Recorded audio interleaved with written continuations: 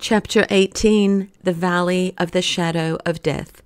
Now near this place was the Valley of the Shadow of Death, and Christian must needs go through it to get to the celestial city. It was a land of drought and full of pits, a land that none but such as Christian could pass through, and where no man dwelt.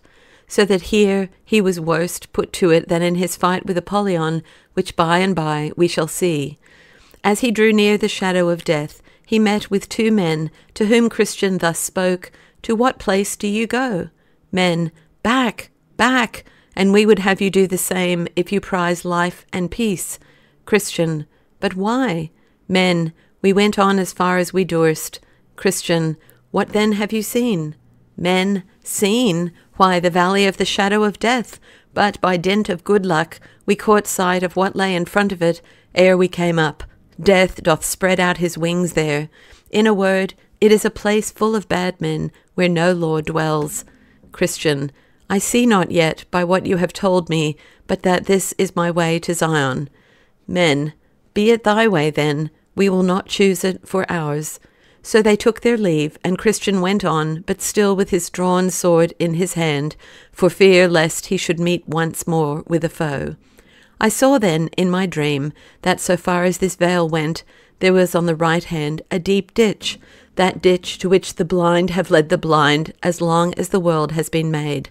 And lo, on the left hand there was a quag, in which if a man fall, he will find no firm ground for his foot to stand on. The pathway was not broad, and so good Christian was the more put to it.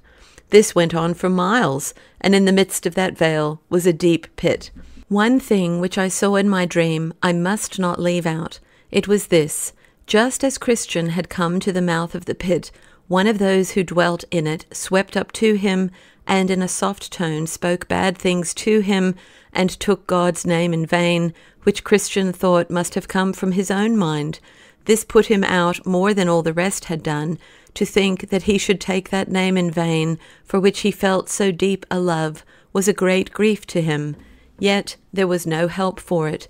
Then he thought he heard a voice which said, "Though I walk through the valley of the shadow of death, I will fear no harm, for thou art with me."